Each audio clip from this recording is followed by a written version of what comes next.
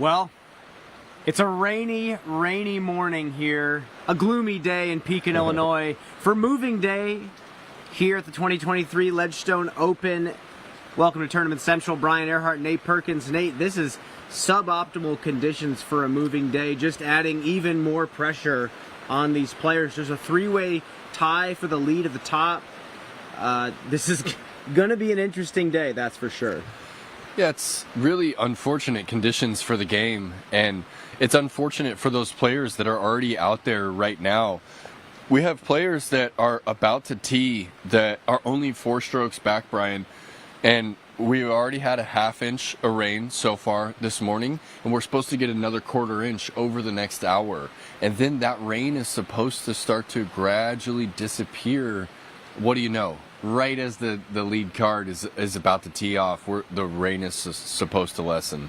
So it really is a situation where the rich are getting richer. You know, if you're teeing off at that 950 mark, you're not going to be playing your entire round in these conditions. And it's a lot of rain. It's sideways rain. The wind is out of the east, 10 to 15 miles per hour right now, and there's no lightning. So we just keep playing, don't we? We do, and like you said, there are players that are fighting for the cut line today that have been out on the course for an hour, or maybe even more than that, trying to get to that 24th place spot to make it into the final round. So they're going to have to dig deep. Like you said, the players at the top are really going to have the advantage today, but we have some players very close to the line that have to finish strong. We have to talk about, though, the leaders that are going off soon. We have a three-way tie. Let's talk Ohn Scoggins. Ohn, forehand dominant player, loves the chop sidearm. Obviously the backhand is good, but out here in these wet conditions, you're a sidearm player. You love throwing the sidearm. What is it like throwing the sidearm out here in wet conditions? Well, the big problem with forehand in the rain is that there's less contact on the disc, okay? And so when a little bit of moisture gets underneath that thumb, it really compromises the entire throw. Good thing is that Justin is off work. You know, he typically works on Friday, doesn't caddy for Ohn on the weekdays, but weekends she's got her man with her on the bag, and so you know they're going to have a dual umbrella system. And she's a veteran. She knows how to play in the rain. But yeah, the forehand really is the first shot, in my opinion, to go when the rain's coming down this heavy. Well, we did talk to Ohn Scoggins after her fantastic round out here yesterday. Let's take a listen. Feeling good. I have been practiced so hard. Actually, I'm not even practice jump putt much, not at all this weekend. Yesterday, probably 3-4 times. But somehow it worked very well. Sometimes when you not practice so much with jump putt and you not expect yourself, and then pretty much like you make more than you think. So that's good news. Yeah. What's the mentality difference between playing a course like Northwoods Black and then coming over here at Sunset with all the airspace in the world? It's just like you come to jail and then you get out released from jail, you know. Just like that. Because yesterday I was jail. I can hear my disc hit the tree. Was like all over the place yesterday, and today I was like, thank God, it's no tree I can hit mud, but I still hit the tree. The last hole, I was like almost like in the bow side, and I kind of hit the tree, hit the root, and then roll like 100 feet away. But it's just so released to like not play in the tree much. Always an entertaining interview with Ohn. I think she has the focus to keep the lead going into the final round. Again, like you said, she has a caddy that's going to be able to take her time with her and keep everything dry so she can throw those great flex forehands that score so well for her out here. We also have to talk about Ella Hansen, who's taking a new strategy into this course and really this whole tournament, kind of easing off of her power-heavy style. So I think it's doing pretty well, but what are your thoughts? Well, I'm honestly curious if Proctor's going to make the trip over to Sunset this morning. I know they've had a good thing going as of late, and honestly, we're keying in on the caddies because I think the caddy becomes that much more important when you have adverse conditions like this. I know Holcomb's going to have, you know, a veteran on the bag, Chris Sagone, so I hope Proctor does make the trip for Ella this morning. And yeah, Ella has just a little bit less experience in the rain, and so very keen to see what her routine is and how she chooses to to move about her day. Well, let's talk about the course. How much harder is this course going to score today? Are players going to have to gun for those 7-8 under pars that we saw yesterday? Yeah, I think potentially the scores aren't going to change too much at the top. I think overall the average might drop a little, but as I mentioned before, the rain and the wind are supposed to let up. The system is going to move off us around 11 o'clock. It should be free, so that means that 2/3 of the round for the lead card is going to be in calm conditions, even calmer than it was yesterday. One thing I do want to note, though, is that there's a lot of ground play out here. There's a lot of, kind of low ceiling skipping up into the green, and it just becomes a little harder to read when the grass is wet, doesn't it? It's a guessing game because certain spots in the course, depending on how the water has affected the grass, makes the disc skip even more, but sometimes it completely spikes your disc into the ground because of how soft the soil gets. I think it depends on if you're hitting the ground on the outside of the disc rather than the bottom side of the disc, and players are going to have to really key in on that because it makes for really unpredictable playing conditions, and I think your play style just has to be that much more high percentage, which I don't think is going to be a problem for Ella. She seemed like she's okay playing this newer style. Let's take a listen to what she had to say as well. Back felt pretty good today. I didn't really notice it a ton. I mean, again, I'm like still not trying to throw really full power shots, but especially not like big spike hyzers, things like that. But yeah, it actually felt better than it did yesterday, so I'm feeling happy. Like, this is a golf course, but it's not a super long golf course, so I don't really feel like I have to throw full power shots to birdie pretty much most of the holes. Like, I think I can get all of them without throwing full power, so yeah, I didn't feel too like pressed to throw full power today. With my putting the past couple tournaments, and just made a mechanical adjustment, closing off my hips a little bit, and that's helped a ton, just keeping the disc in line with the basket. And yeah, I'm really proud of not missing any in Circle 1 today. To Mr. James Proctor, you cannot swap me with a fly swatter. We had a little joke going in Norway. But yeah, I felt really good about that. And, made a few mistakes. I would like to clean up some of those bogey holes, but as far as like the good holes felt really good. Well, it's interesting that Ella said that she's not throwing big spike hyzers out here. I noticed her throw a big spike hyzer on hole number 4, I believe, going down the hill over the water, but she slowed down and clubbed up to something faster to throw the same line, which I think can only serve a player like her very well. But another player that I have to speculate has a huge advantage playing in conditions like this is Missy Gannon, who's also tied for the lead. Like you said, her and her caddy Tom Seven, they work meticulously to put together game plans for every single tournament that they play. I think it's one of their biggest strengths as a duo. But also, Missy's going to be throwing one of 2 discs off almost every single tee shot out here. And you get into a rhythm. You get into a routine of being able to get under your umbrella, dry the disc off, and throw the same shot. Because sometimes the release point is a little bit off when things either get too sticky from drying off the disc too much, or things are just a little bit too damp because your fingers get saturated because of the rain. So I think the fact is she's going to at least get to dial in that release point because of how she plays the game. And today should be a good day for her, especially with the putt, being as good as it is. Yeah, and her and Tom, they like to keep it light. They'll be cracking jokes under the umbrella while everyone else seems to be down and out when the rain's down, the temperature's down, but they keep it light. You'll see them smiling the whole time. And yeah, I have to agree, Brian. Not only is she throwing the same disc, but she kind of just throws it on the same angle too. Depending on how stable of a thrasher she's going with, she'll just barely adjust that little baby Enheiser angle, and if you get off that angle a little bit, you just get right back on it the next time. Versus the other players who are kind of leaning on the forehand a little bit more and changing their angles up a little bit more. So yeah, Missy and her thrashers are definitely, in our opinion, at a slight advantage in the rain. Well, yeah, any kind of backhand-only player that's going to come out here and not have to worry about changing any game plans whatsoever, I think that's an advantage. Let's hear what she had to say about her round yesterday, getting her into the tie for the lead. Luckily, having the lead going in, I didn't feel quite as much pressure to get all the birdies, but it's still a course where people are going to shred inevitably, and so I got to at least get a bunch of them if I can. Had kind of a slow-ish start, and then good stretch in that like middle third-ish, and then kind of cooled off again. So I think that it's I practice this course like 3 or 4 days ago or whatever it was now. So I think it's more of a remembering what my game plan was on this course, and just managing some of the wind that we kind of got here and there. It was out and then it wasn't, and so it was a little uncertain at times. So, but I'm pretty happy overall to only come out with 1 bogey, and yeah, hopefully I can capitalize on a few more tomorrow. It's interesting when we are seeing the field just become so good, but at the same time, managing a course that's somewhat birdie or die is a whole skill in and of itself. So I think that there's still a lot of challenge, even though all the birdies are out there. There is one more player joining them on the lead card. Sarah Hokum shot a fantastic round yesterday here at Sunset Hills. We will talk about her more after this commercial break.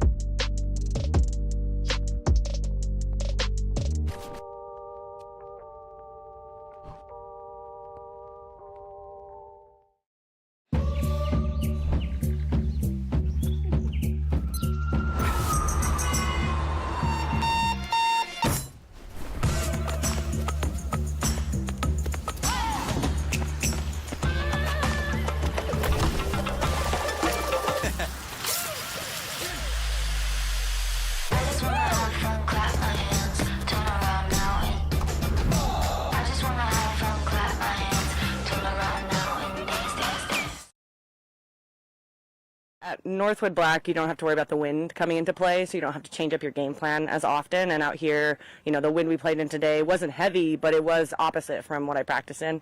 So there's a couple reads I had to make and a couple misreads that happened because of that. Also, you know, there's not a lot of opportunities to like make up strokes. You just have to get the birdies when you can. It's not like you're going to get you're not going to take like big numbers on holes. It'll be just a matter of a stroke or two, so the scoring is pretty tight. So, you know, sometimes you have a bad day, whether it's on the putting green or off the tee, and there's nothing you can do about it, and just have to grind it out and hope you can do better the next day. But today, things were working for me on both sides, so I feel fortunate to be able to get some putts in and to throw the fairways. Well, Sarah is no stranger to playing in adverse conditions, and being, for the most part of her career, a sidearm only player, she's played in worse rain than this. You know, she knows how to manage the grip for the forehand. She knows how to make adjustments. She knows how to throw the disc a little bit differently to get the same flights. I think the big thing that's going to help her out here is having the backhand now, which is looking very solid at this point in the season. If the wind does pick up, which, Nate, you just looked at the forecast, it is, that backhand is going to serve her very well. Yeah, and she's going to have to get the disc up to speed to fight this wind, because it's currently 14 miles per hour out of the northeast right now. We just took a second look, Brian. Gust up to 27 miles per hour, and that looks like it's going to sustain for the rest of this round. Mm-hmm. So even if the rain does lessen, the wind is sticking around, and at that amount of wind, any course becomes unpredictable. Well, it becomes a battle of course management. It's not necessarily just putting your foot to the gas and outclassing the rest of the players. It's how do you manage the situations where you have to just accept that something is not going your way, even though you tried everything in your power to make that happen. So I think Sarah's done this before. I think she plays very well at courses that are very difficult, and I think today Sunset is going to play extremely difficult. She has the experience playing all over the world, so I think that's going to suit her very well. Another player that maybe on the other side of the coin is a player that loves putting her foot on the gas and scored very well yesterday, tying the hot score, but doesn't have as much experience in these types of conditions. Holyn Handley. We got to talk about Holyn. I mean, she came back here after a really interesting performance last year with that Albatross that she hit at number 6, and she eagled it yesterday and shot the 8 under par with maybe a bogey on a hole she shouldn't have bogeyed, but it was a great round nonetheless. Yeah, and I think, when the wind is up, Holyn does have an advantage because, she is one of the hardest throwers on the tour, and she has that flat spin putt. That was a great look at it there. Nice putt from 20 feet. And everyone's just been waiting for her to have her breakout moment, and I think adverse conditions play to her favor a little bit. There's another flat spin putt right on the pole. But you take a look at her round yesterday, Brian, and she was 8 under through 12. That was for the birdie on 12 from down by the water, and then she finished at 8. And a lot of these FPO players are getting a few birdies at least on those last 6 holes. You got to close. You have to close out here. But again, this is an experience thing. Like, when you shoot hot early, it's easy to wake up and realize how good you're shooting and then be focused too much on results and not just taking it one shot at a time. We see it all the time with even the best players in the game. That's the hardest part about playing 18 holes of disc golf, especially on a course like this in these conditions. So I think if she keeps the aggression high, even with these, the rain and the wind, I think she's going to do great. Like you said, she's able to take a super overstable 13-speed driver and just jack it through the wind. So I think, yes, she has the advantage, but execution is the king, after all this. So with that said, we did talk to Holyn after her round as well. Let's hear what she had to say. Especially when we're juxtaposed with Northwood Black, where it's very hard to score well. So you feel like, you kind of hold on to about even at Northwood, and then you're kind of hoping to make up for it at Sunset. So if you end up with a bit of a slow start, you can start to feel that pressure kind of build in a different way. There were some putts that I would have liked to see go in kind of around that circle's edge. Just something I've kind of been having some struggles with lately, so I'll need to work on that a little bit. But I mean, I'm happy with 8 under. It's a good FPO course. I think we're starting to get a little too good for some of the holes. I think there's some opportunities to maybe make some spots a little bit harder, with everyone's distance kind of on average increasing, as well as our accuracy. But yeah, it is a really fun course. Moving day is sure to be a treat for all spectators, and maybe not the players, but it's going to be an interesting day out there at Sunset Hills. We have MPO action going back to Northwoods Black this afternoon for their moving day. We'll talk Cole Redalen after his fantastic performance yesterday after this commercial break.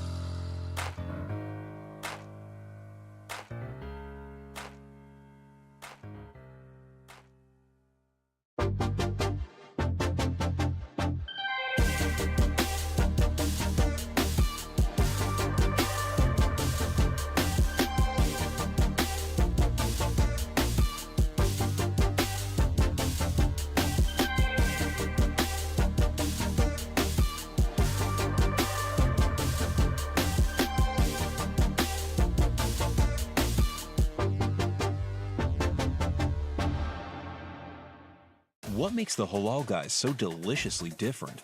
You might have heard of our famously long cart lines that NYC fans happily stand in. Today, with over 100 plus restaurants across the globe, we are your place to experience authentic American halal.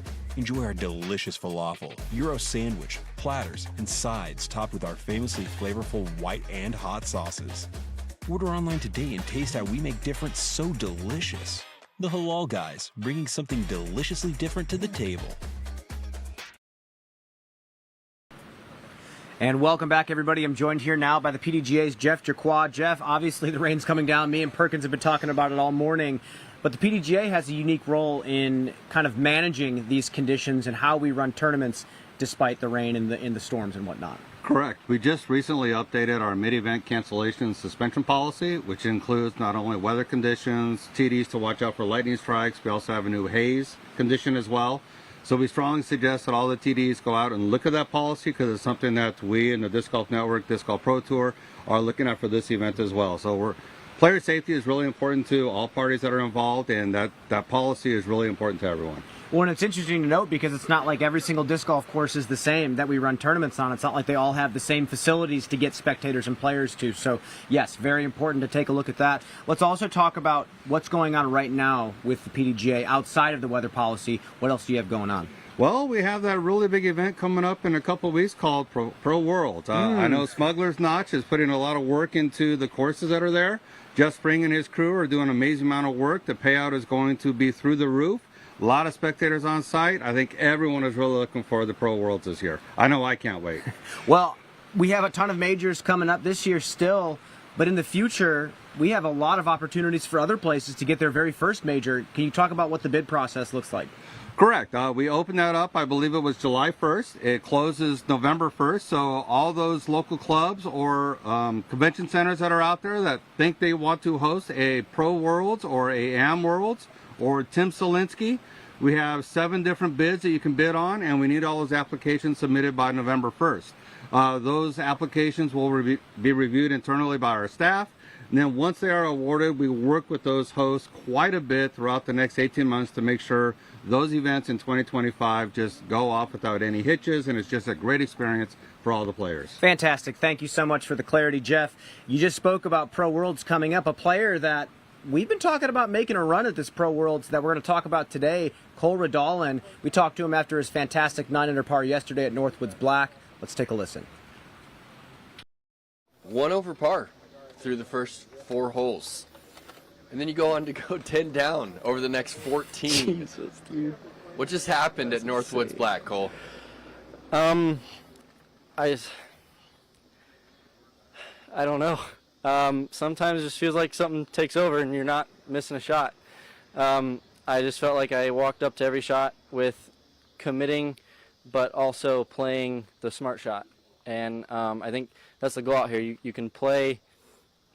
It's hard to play conservative out here. Like, you have to hit the lines, you have to hit the fairways, and so I just made sure I was committing to the shots that would keep me in the fairway, and that's all I tried to do. On hole 1 and hole 2 and hole 3 and hole 4, I was just feeling kind of shaky, like not right, and it was into like, I feel like I got lucky on a couple of things and was not throwing some very good shots, and then parked 5 and parked 6 and then almost parked 7, so I was just not making the putter work too much, and then hole 8 I missed like a 18-footer, and I was like, I think you might have taken that one for granted because it was a bit windy on 7, and I didn't think on 8. So You were kind of up against the wall there on 8 as well. Did that obstruct you at all? yeah, no, not at all. That was a free throw putt right there that you want to be making, but yeah, just incredible. I try to take it 1 hole at a time and not think too far ahead, even though it's very, very difficult not to. And yeah, anything's possible, and found my rhythm, and yeah, I'm just thankful to have been in that position and capitalized on it. Well, we compare Cole and Gannon Burr so much throughout the year because they almost remind us of the second coming of Ricky and Paul, these young players that are putting their whole lives into this sport, and they're both a little bit different in the way they approach the game and talk about the game, but the one thing they have in common is that you can hear the wheels turning as you interview them. They're still learning so much about this game, and Cole's simple shots are finally coming along, and we've always known, Nate, that he has shots like this. He has the big putting stroke, he has the limitless range, it seems like, he has the distance, but it's the technical, simple shots that are starting to come along for him. Look at this forehand delivery on 11, and he actually went on to miss that circle's edge putt right there. Here we go. This is hole 12's approach. This is what I'm talking about. Complete control of his body. Throws the hyzer flip up the hill, not too steep of a hyzer flip, gets it to that flat shelf and is able to carry forward into a decent putt. And then this is the one that I am most proud of watching him throw. Little flip of the wrist, pop the nose up on the putter, stall it. I mean, this is what experienced players that have been playing over a decade on the tour can do, and he's already doing it. Back-to-back steady approaches right there on 13 and 14 to net the birdie. One of less than 12 players to card the birdie there on the 14th. This is the downhill hole 16. leaks that one out left, goes on to make that 30-footer, and then this is the approach on 18. This is such a technical approach right here, Brian. Yeah, just a little turnover, but he gets it back to flat, and he finds a stable edge still after that entire flight. Yep. This is a kid that is controlling the entire flight, and that is masterful shot shaping that is now complementing the already great athleticism that we saw from him early when he popped off at the Portland Open. With that said, we have so many players in a similar position in the FPO division that we have to talk about. One of those players that's jumping up the leaderboard and made a splash earlier this year, Stacy Ronsley. We talked to her after her great round yesterday. Let's take a listen. 3 over through the first 4 holes, I believe. What's going through your mind at that point? A lot of victim mentality, I'd have to say. I didn't have a good tournament last weekend, and then Northwood, I made a lot of really little mistakes yesterday, and I just kept getting in my head and kind of putting myself down and treated myself like a victim instead of being like, no, you missed it by a couple inches. That's what disc golf is. And so then I, took accountability for the errors, and then I was like, okay, so now what? Now you just have to trust yourself and throw as best as you can, and that's what I went out and did. We have to talk about what she just said, talking about victim mindset. And Nate, you and I both have played on the tour, and you're still playing on the Disc Golf Pro Tour. When you put your heart and soul into a game where your career path is not guaranteed, it's easy to feel like the world is out to get you when things don't go your way. And like we've said for years, disc golf is a game of inches. Talk about that. And it's a great breakthrough that we're hearing from her.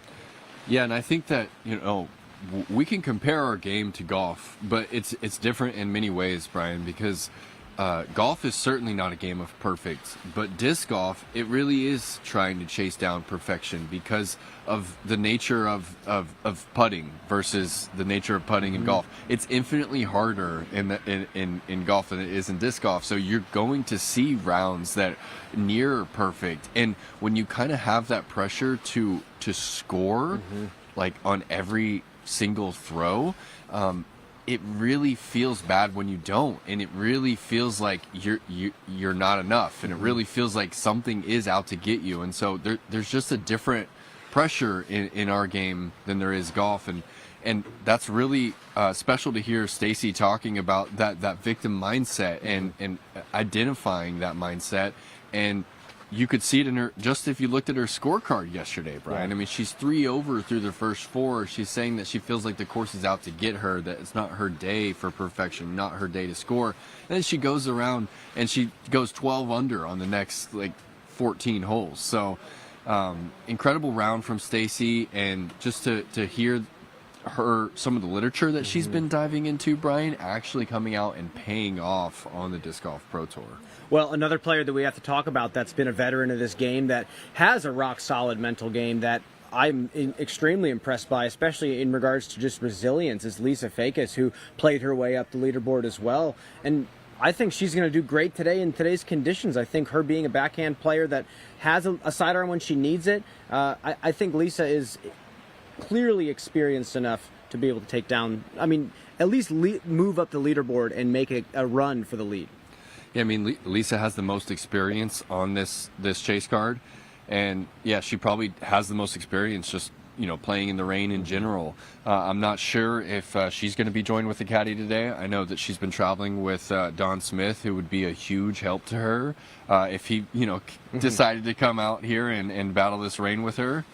But really the putt is what carries Lisa onto these filmed cards. That putt right there through the trees on 12 from the water. She initially thought that shot was out of bounds, Brian, down there in the pond. But Lisa is another player who she has a little bit of that lofty putt, and so sometimes in the wrong wind direction it can be difficult. But also she's capable of getting that flat spin down and cutting. She's also from Texas, so she's no stranger to playing in heavy wind conditions, and I think that's going to serve her well. With that said, we're not going to keep you any longer. We're going to send you out to the ground for round 3 action. We're wrapping Tournament Central. Brian Earhart, Nate Perkins, stay dry, drink a cup of coffee, enjoy some disc golf.